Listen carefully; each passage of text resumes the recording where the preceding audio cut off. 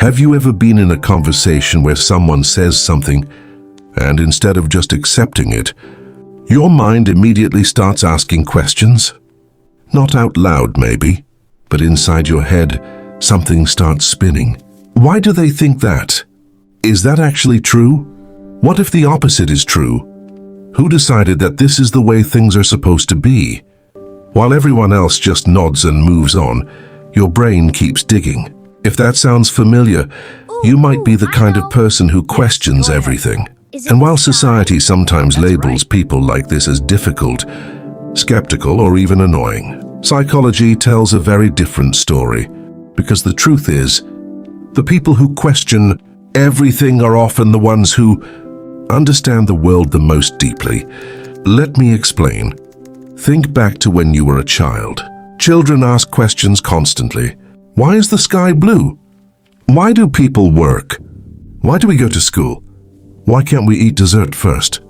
To adults, this can feel exhausting, but from a psychological perspective, something incredible is happening. The child's brain is trying to build a map of reality. Every question is like placing a new puzzle piece. But something interesting happens as we grow older. Many people slowly stop asking those questions, not because the world suddenly becomes simple, but because social pressure teaches us that questioning things can make us stand out, and standing out can feel risky, so most people adapt. They start accepting things as the way they are. Traditions, opinions, social rules, beliefs, they inherit ideas without examining them too closely. But some people never quite make that transition. Something in their mind keeps pulling them back to the same instinct they had as children, curiosity. Psychologists often associate this with a personality trait called high openness to experience. It's one of the 5 major personality dimensions studied in modern psychology. People high in openness tend to be naturally curious, imaginative, and intellectually restless. Their brains don't like leaving questions unanswered. For them, accepting something at face value feels uncomfortable, like closing a book halfway through the story. And here's where things get fascinating. Neuroscience suggests that curiosity activates the brain's reward system. When curious people discover new information or solve a puzzle, their brain releases dopamine, the same chemical associated with pleasure and motivation. In other words, questioning things literally feels good to their brain. That's why these individuals often find themselves going down rabbit holes at night. Maybe they start with a simple thought like, why do people behave differently in groups? 2 hours later, they're reading about social psychology, experiments from the 1960s. So they hear someone say, that's just the way life works. And their mind quietly whispers, but is it? This mindset has shaped many of the most important breakthroughs in human history. Think about it. At one point in history, everyone believed the Earth was the center of the universe. It seemed obvious. The sun rose, crossed the sky, and set.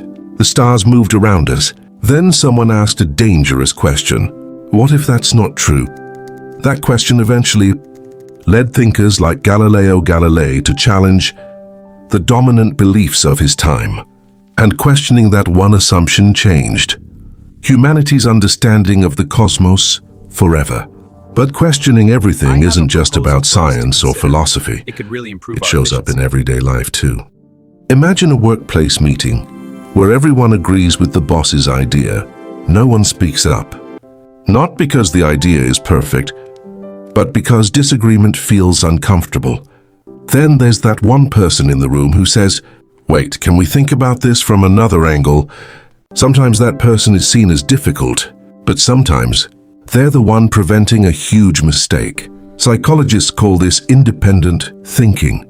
It's the ability to evaluate ideas based on evidence rather than social pressure. And interestingly, studies show that groups often make better decisions when at least one person challenges the consensus. Without that voice, something called groupthink can take over. Everyone starts agreeing simply because everyone else seems to agree. But the person who questions everything disrupts that pattern. They slow things down, They ask uncomfortable questions, and uncomfortable questions are often where truth begins. Of course, this mindset also comes with challenges. If you're someone who questions everything, you might sometimes feel like you don't quite fit in. When friends are satisfied with simple answers, your brain keeps searching for deeper ones. When someone says, "Don't think about it too much," your mind almost laughs. Because thinking deeply isn't something you can just switch off. You might find yourself analyzing conversations hours after they happen, wondering what people really meant, exploring different interpretations.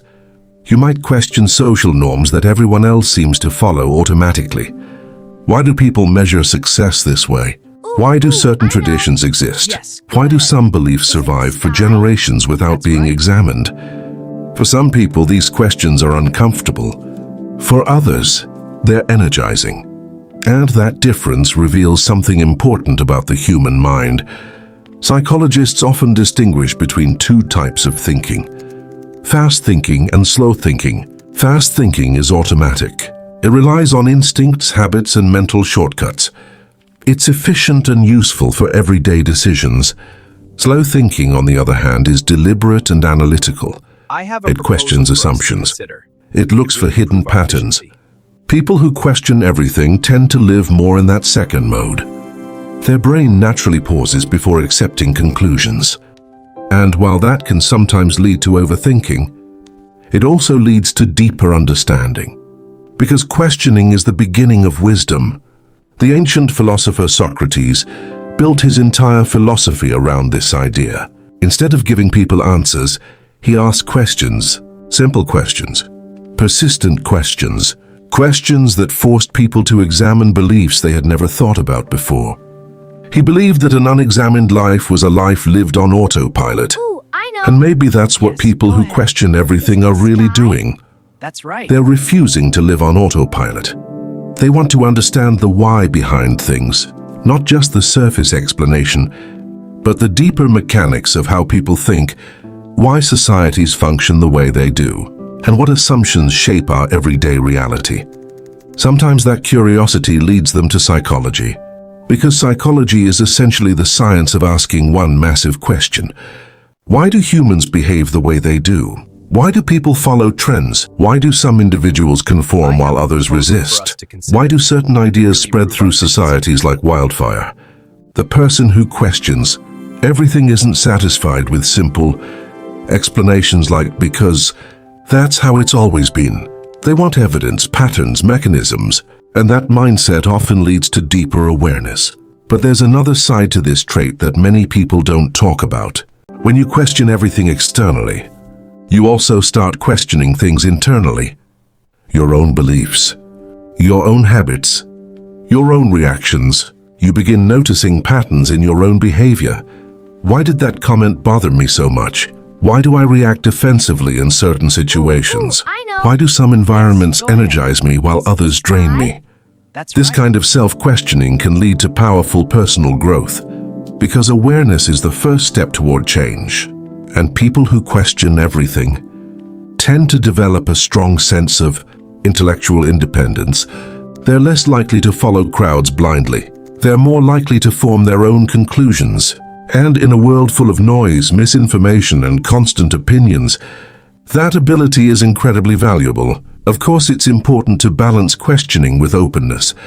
Curiosity works best when it's paired with humility, because sometimes the goal isn't to prove others wrong, but to understand the bigger picture, to explore, to learn, to expand the map of reality a little further. And if you're someone whose mind naturally asks why more than most people's, that's not a flaw. It's a cognitive strength. It means your brain is wired for curiosity, for exploration, for understanding. So the next time someone tells you that you think too much or that you ask too many questions, you might want to remember something. Every major discovery, every new idea, every shift in human understanding started with someone doing exactly that. Yes, go ahead. Asking a question no one else thought to ask. right. Or maybe a question everyone else was afraid to ask.